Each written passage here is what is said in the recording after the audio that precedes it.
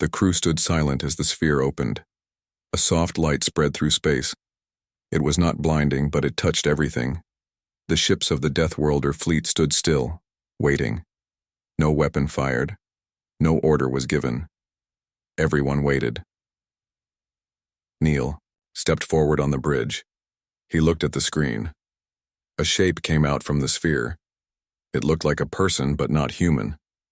It had no face, but its body moved like it was made of light and metal. It floated in space, and then a voice came. "You have come far," the voice said. "You passed the first test of strength. You passed the second test of choice.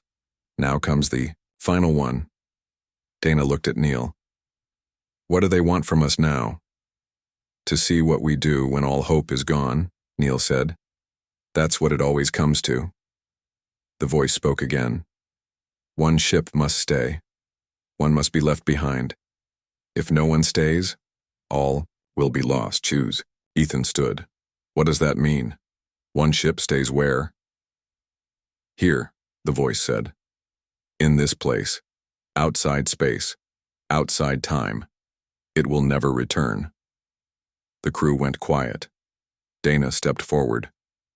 "They want one ship to be locked away forever." Neil nodded. "Someone has to stay." Back in the fleet, other ships were receiving the same message. Some captains refused, some begged. But the message did not change. Alex looked at the readings. "If no ship stays, the test ends in failure. They will destroy us all." Megan, still weak but standing strong, stepped into the room. "We can't let them win that way. We beat the other tests. We can beat this too." Olivia said, "What if staying is the right thing? Maybe this is about sacrifice." The crew thought in silence. Then Neil made a call to the other human ships. They joined a meeting through the fleet network. Faces appeared on screens. Men and women from other ships looked tired, afraid, and angry.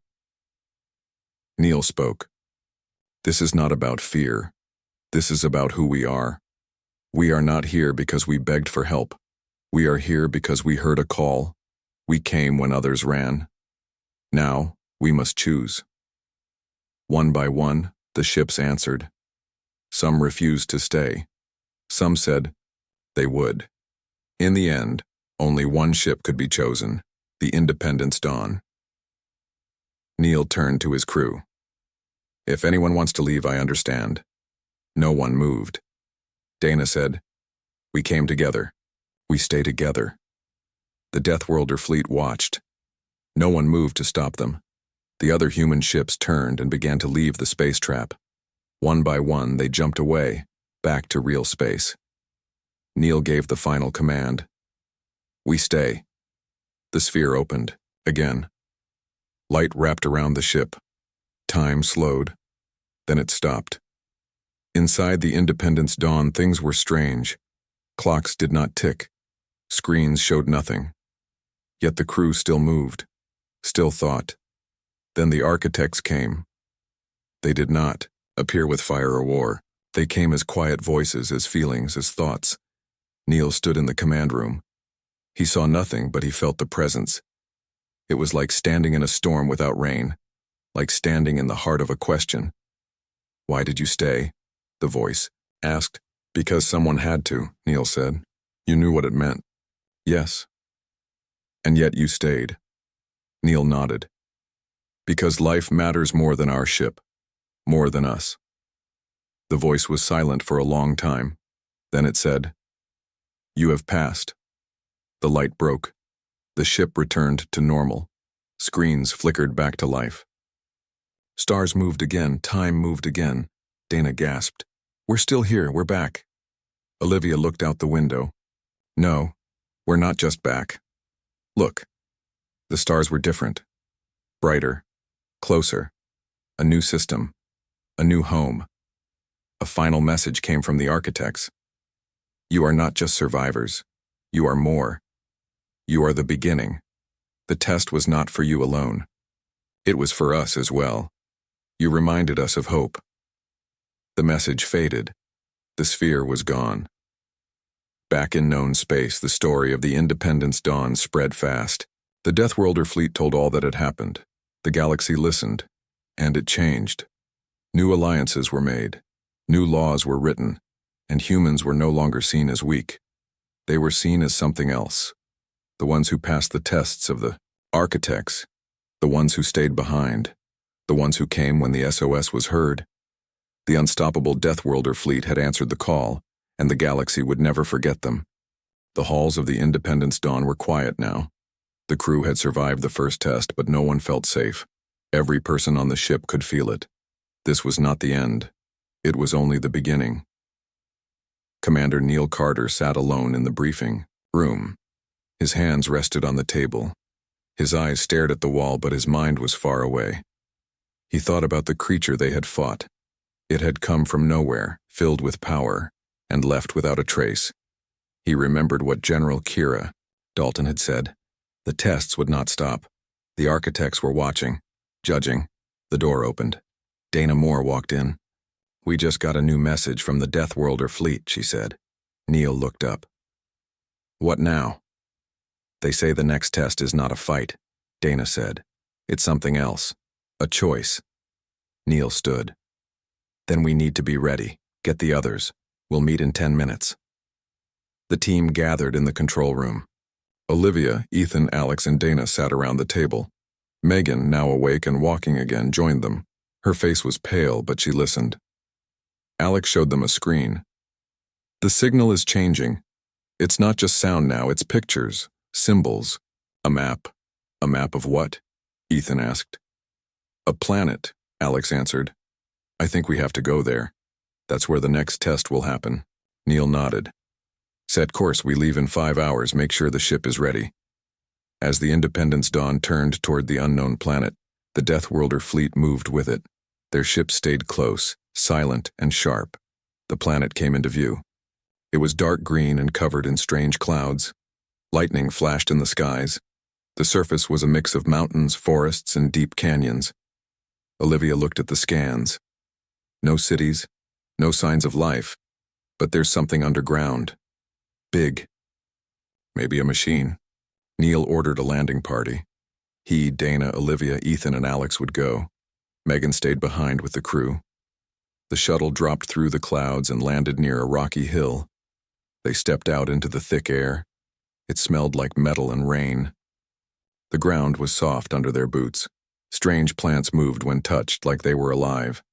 Ethan held his scanner. "There's a path this way. The signal is coming from under that mountain." They followed the path. It led them to a cave. Inside, the walls glowed with soft light. Symbols like the ones on the object were written all over. "This place was built by the architects," Alex said. They moved deeper into the cave. At the end, they found a large room. In the center was a round table. On it were 5 boxes. Each one had a different color and shape. Dana stepped forward. "This must be the test. But what do we do?" A voice filled the room. It came from nowhere. Not loud, but clear. "You must choose. One box brings truth. One brings power. One brings pain. One brings death. One brings nothing." Ethan frowned. "Sounds like a trap." Neil looked at each box. "We can't just guess. There must be a clue." Alex walked around the table. He looked at the walls. Then he found it, a line of writing hidden near the floor. He read it out loud. "Only those who seek nothing will find everything." Neil looked at the black box. It was plain, no mark, no light. "That's the one that brings nothing." Olivia touched the box. It opened. Inside was a small stone. When she picked it up, the room changed. The light grew brighter. The symbols on the wall moved. The voice spoke again. "You have chosen well. The second test is passed." The team returned to the shuttle. As they flew back to the ship, they saw a beam of light rise from the cave and shoot into the sky. Back on the Independence Dawn, Megan met them at the landing bay. "The Deathworlders saw the signal," she said. "They say one more test remains." Neil led his team to the control room. On the screen, the Deathworlder fleet sent a new message. It was short. The architects are near, the final test begins. A strange energy wave passed through space. It came from far away but touched every ship. Lights flickered. Some systems shut down. Then the stars around them changed. Alex gasped. We've been moved. This is not our part of space anymore. Olivia checked the data. We're in a closed system. A trap. We can't leave. Ethan looked at Neil. What now? Neil stared at the stars. Now we wait. Whatever the final test is, it's coming for us. As the crew watched, a new shape appeared. In space. It was not a ship. It was something else. A sphere the size of a moon. Smooth, bright, and alive. Dana whispered, "That's it. The final test." Inside the sphere, something moved. The architects were real, and they were ready to speak. The fleet moved through empty space, dark and quiet. Their ships had no lights on. They stayed hidden between dead stars and silent rocks. Every move was planned. Every jump was careful. Ryan stood in the command room of the Valor. He watched. The stars on the screen. Olivia came in with a small device. "We finished decoding the last data file," she said. Ryan looked at it. "What did you find?" "A list of targets. Old bases. Places the Scourge once used but now left behind. One of them has a strange signal. Not Scourge, but something older." Ryan nodded. "We go there. Maybe we find something useful." They jumped to the old base. It was inside a broken moon. The entrance was small, hidden behind rocks. Drew scanned it. No power, no life signs. But the signal is still active. Ryan said, "Send in a small team. No big entrance." Ethan led the team down. They moved through the dark tunnel. The walls were metal but covered in dust. Lights from their suits showed strange symbols. "These are not Scourge," Ethan said. They found a door. It opened slowly. Inside was a large chamber. Machines filled the space, but they were dead. In the center was a tall device. It glowed faintly. One of the Marines said, "It's still working." Ethan stepped forward. He touched a panel. The device lit up. A voice spoke in a strange language. Then it changed to English. "You are not Scourge. You are different." Everyone froze. Ethan said, "Who are you?" "I am the last system of the builders. We fought the Scourge long ago. We failed." Ethan looked at his team. "Can you help us fight them now?" The voice replied, "Yes. I can share knowledge, but power is low. I need a new core." Back on the Valor, Olivia checked the data. "We have one of the new cores. It should fit," Ryan said. "Then we give it to them. If this system can help, we need it." They sent the core down. The team installed it.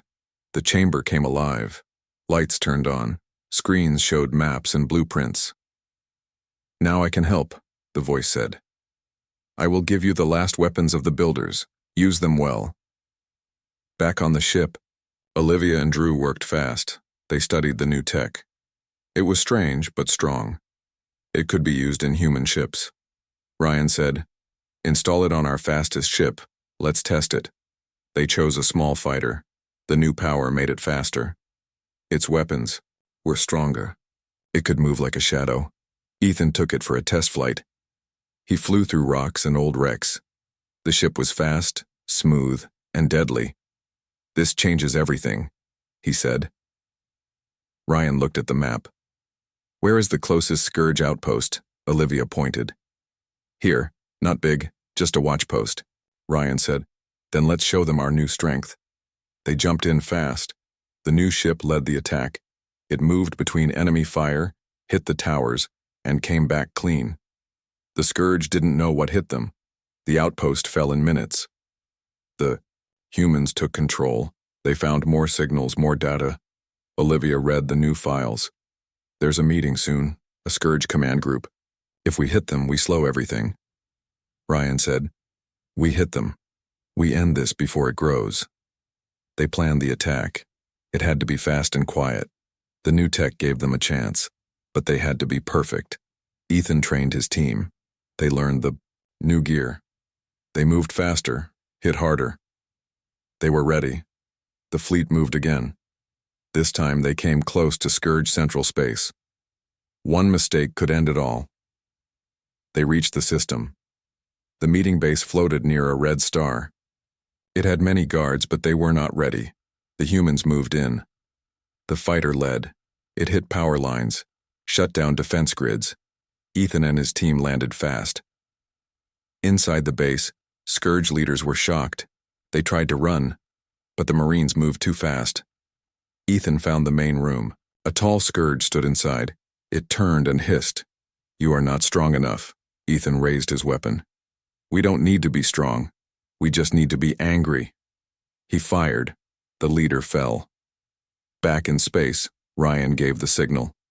Missiles hit the base. Explosions lit the star. The fleet jumped away. Behind them, the base burned. Olivia said, "They will know it was us." Ryan replied, "Good. Let them feel fear." The fire was growing. The Deathworlders had started something the Scourge could not stop. From Earth to the far edge of space, humans were rising, and they were not afraid. The fleet returned to high orbit around the colony. Broken enemy ships floated in silence. Wreckage burned in the black sky. But inside the ships of the Armada, there was light. Repairs began right away. Crews patched holes. Engineers worked nonstop. Medics treated the wounded. No one rested for long. Ryan walked through the Valor's main deck. He greeted the tired crew, offering short words of thanks. He stopped near the med bay and looked in. Ethan was sitting on a bench getting a wound cleaned.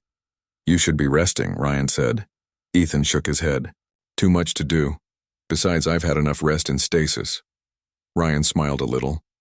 "You did well out there. The Marines say you led like a legend." Ethan looked down. "We lost some good people, but we held. That's what matters." In the command center, Olivia and Drew studied new data. Scourge ships were falling back in some sectors, but others showed signs of regrouping. A few old colonies had gone silent. Olivia pointed at the screen. "They're not running, they're preparing something, we can't wait." Drew agreed. "If we give them time, they'll come back stronger." Ryan joined them. He looked at the data. "We hit them again. Harder. Find their supply lines. Target their fuel and food. We make it hard for them to fight." Ethan walked in, still in his armor. "And I think I know where to start." He brought up a map from the old station. It showed a deep sector far from most patrols. This place was marked as a vault, high priority, hidden, but I remember talk about it. They stored rare tech there, maybe even their first weapons. Ryan nodded. "Then that's our next target." The fleet prepared again. Not all ships could go. Some stayed to protect the colony. But the best warships joined the strike group. Crews sharpened their focus. Ammo was loaded. Shields were checked.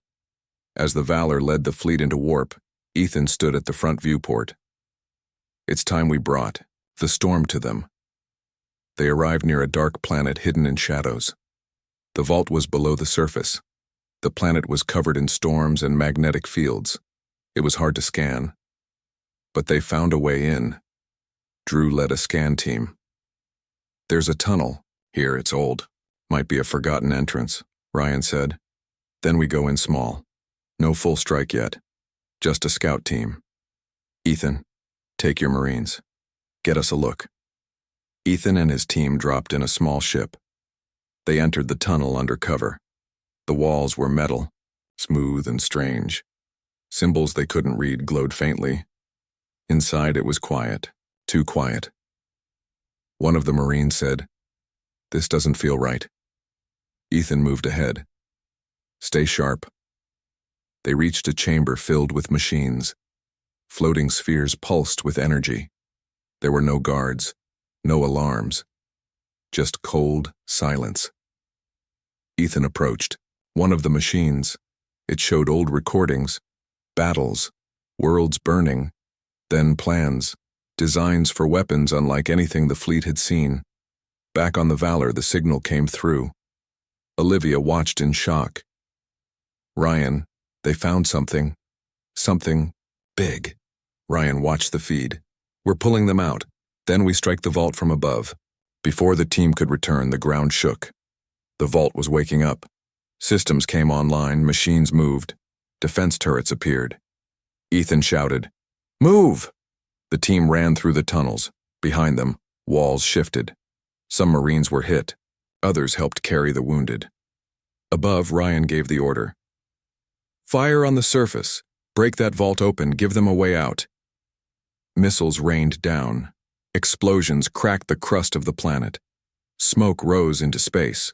One side of the vault opened, just enough. The scout team rushed out. The Valor picked them up. The other ships fired again. The vault was broken. The machines inside burned. But they had already sent a signal. Back in space, Olivia said, "They know. The Scourge now know we touched their secrets." Ryan looked out at the stars. "Then they'll come for us." "Let them." Ethan stood beside him. "We have their plans, we know their weakness, we hit them now before they hit us." Olivia added, "But we have to be fast. That signal went far.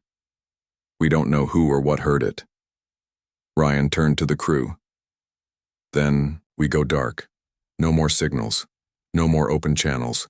From now on, we move like shadows." The fleet jumped again. Their course unknown. They carried the stolen data, and they carried a message. Earth would not be easy prey. The Scourge had woken, the Deathworlders, and now the fire was spreading. The shuttle returned to the Valor carrying the stasis pod. Medical teams were already waiting. They moved quickly, setting the pod in the med bay and connecting it to the ship's systems. The lights in the pod blinked, and the glass slowly slid open. Commander Ethan Cross's eyes opened. He coughed and gasped as cold air filled his lungs. Ryan stood beside the pod watching. Olivia and Drew were close behind him.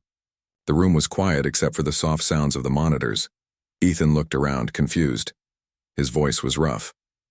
"Where am I?" Ryan stepped forward.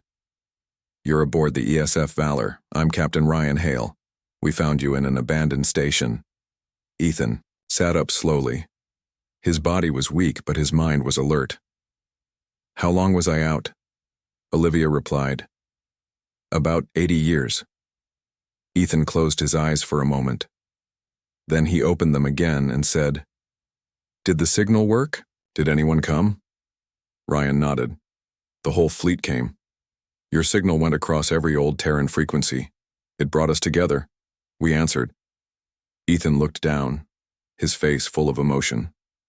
"Good. That's what it was meant to do." Drew asked, "Why? Were you there? What happened?" Ethan took a deep breath. "I was part of a secret mission. We discovered the Scourge long before the rest of the galaxy knew them. We learned they were planning something big. I was sent to warn Earth, but we were attacked before we could escape. My crew didn't make it. I managed to activate the emergency beacon and lock myself in stasis. The station was buried in debris. I didn't think anyone would ever find me." Ryan asked, "Why now? Why did the signal start again after all this time?" Ethan looked puzzled. "The beacon was on a timer. Maybe the system rebooted or maybe someone moved the debris, I don't know. But I'm glad it worked," Olivia said. "The Scourge used your signal as bait, but it backfired. It made us fight harder. You gave us something to rally behind." Ethan nodded. "Then I didn't fail." Ryan said, "You did more than survive. You reminded us what it means to be human. We don't run from danger. We answer the call." Ethan smiled. It was a small smile, tired but proud. "Then the fight isn't over." Ryan shook his head. "No, it's not." Later, in the ship's main briefing room, the fleet leaders gathered. Ethan sat with them, still weak but clear in mind. They discussed what had happened and what was coming. Ryan stood and addressed the group. "The Scourge are not just pirates. They are organized. They used Ethan's signal to draw us in. That means they are planning more, bigger attacks we need to prepare. A captain from another ship said, "We barely won this time. If they send a full fleet, we won't stand a chance alone." Ethan said, "Then we unite." That signal brought ships from all corners of space. Not just from Earth. Colonies, outposts, even retired ships. People still care. That's our strength. Ryan added, "We build on that. We form a new force. A united Deathworlder fleet. Not just to defend, but to strike first. We take the fight to them." The room was silent. Then one by one the captains nodded. Ethan said, "We survived our world. We can survive theirs." The fleet began repairs. Messages were sent to nearby colonies. More ships arrived. Old ones were rebuilt. New ones were commissioned. Training started. Strategies were formed. Ryan stood on the deck of the Valor and watched it all happen. Olivia joined him. "I didn't think we'd be here," she said, "at the start of something this big." Ryan said, "None of us did, but we're here now, because of one message." Down in the medbay, Ethan rested.